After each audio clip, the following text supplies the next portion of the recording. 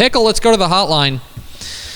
Only one way to close out a football Thursday. Thursways. To talk to the Hall of Famer, the Texas High School Football Hall of Famer, and the voice of the Texas Longhorns. We are joined by our friend Craig Way. Mr. Way, it is once again an honor to have you on the program. Hey, I have to know something. What was Pickle? Tell me, what was Tep's reaction? What was his facial expression when you mentioned that you were in high school in 2015? It was if you're familiar with The Office, it was very much like a Dwight Schrute deadpan straight into the camera would be the most accurate representation I could give you, Craig. Love it, absolutely. And Tep, what would you say if you were to give a conservative estimate on what your overall record on picks would be? I know you said you get at least one right every week. So what would be a conservative estimate on what your overall record on predictions would be? I bet I'm batting about 700. Do you think that's fair, Pickle? Really? I think I'm batting. Yeah. I think I usually get about 7 out of 10 right. I know I tracked it during the playoffs one year. I would say 7 out of 10 in the regular season, maybe 65 maybe to 60. Yeah, it drops a little bit in the playoffs. The games get better. The other thing is, too, to be fair, and I don't like to give you credit, but you pick every single game in the playoffs. That's a lot more games than what you do, I feel like, on a normal basis. So that's automatically going to drop the percentage. It does take a lot of courage. It's Craig Way, the Texas High School Hall of Famer. We must do a little follow-up here. Last week we talked to you about your trip to your impending trip to the Big House. Now you've been to the Big House up there in Michigan. Do you have a do you have a review for us? And did you go to a Michigan high school football game? I've been to the mountaintop, right? It was a wonderful experience the whole weekend. I mean, even let's just pull the game itself away from it and just talk about the environment of the Big House, the 111,000 plus. Fans were very, very cordial, very, very nice, even after the game, that sort of thing. I did not make it to a Michigan high school football game. There wasn't anything really that close around for me to go to. There was one in Ann Arbor, but the team was really, really bad and it was not a good matchup. So I ended up passing on that. But the entire experience was really good. I very much enjoyed it, and I would love to have the opportunity to go back again someday. But of course, Michigan will come here in 2027, so it'll be that. They'll have that. Well, it was a great call and a great game there with Texas. There is now. I do want to make sure I ask you about this. That it's on to the next one. They are coming home to host UTSA this week, a Jeff Traylor led program that is probably the first time under Jeff Traylor kind of limping in to a game. I'm curious what the conversation has been like on the Craig Way show this week, leading up to this Texas against UTSA game, on Saturday.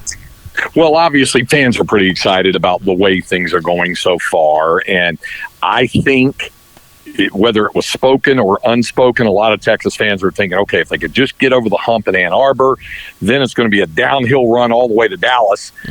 And Sark would have none of that, and talk about the fact that, UTSA, the old wounded lion thing, and then after that, there's UL Monroe coming in next week.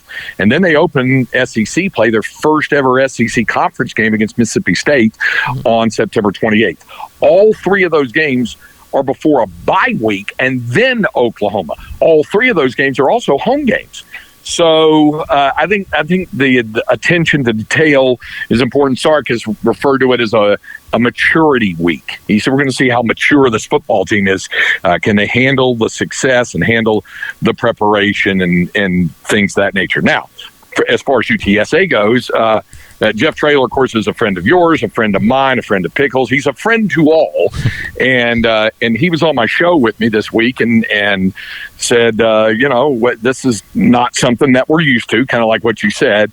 But he believes as they get a little older, they'll get a little bit better. And he's supposed to get a couple of offensive linemen back that would help their running game, which would make things a little bit easier for Owen McCown. Now, he made me feel really old and talk about Owen's dad. And when I think about the fact that I called high school games when Owen's dad was playing at Jacksonville, that just added to that for me. Talking to Craig Way, the Texas High School Football Hall of Famer. Join us here at Texas Football Today. Get involved in the conversation, hashtag TF Today. All right, Craig, it's on to high school football we go. And one question I want to ask you a little bit about is the idea of that we've dealt with in especially in non-district about teams punching up a classification. There's some very, some big examples of that. Gunner punching up to Anna, South Oak Cliff punching up to both Duncanville and Galena Park North Shore. I think an underrated one from last week was Munster punching up against a Holiday team. I am curious, when you take a look at these games, which obviously both teams are pretty good, but there is that kind of, let's call it a weight class disparity, how you go about parsing any sort of like lessons from it, because that's one of the things that I know we struggle with when doing the rankings is just like, okay, how much weight? Yes, South Oak Cliff got beat by 38 by North Shore, but what exactly does that mean? I'm curious how you approach it when trying to form your own conclusions. It's literally and figuratively in some cases a weight situation, because the size of the teams that they're playing is sometimes the biggest determinant. The number one determinant always is depth. Mm-hmm. How many, what is the depth like for, say, a 4A Division II team playing a 5A D1 team, or even that sort of thing? Is it that much of a difference?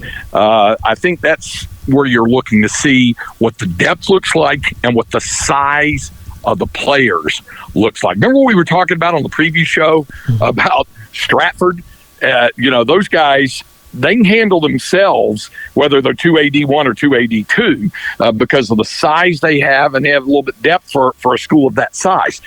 That's not always the case, as we all know, in some of the middle classifications, 3A, 4A. But then we see the reverse of that. We see a Columbus, a 3AD1. Look every bit the part of a team that punches up higher on a regular basis and kind of punched it at Cuero. So there's always exceptions to the rule, but I'm always looking at depth, and I'm looking at size of the rosters and of the regular players who take part in these games. Okay, so there's a big game down in the Austin area this week, and it actually is a great one. Yeah, there's a number of them. Actually, I'll just give you the floor here, because there's a couple of them. I was going to highlight one of them, but when I said there's a big game in the Austin area, where did your mind go to?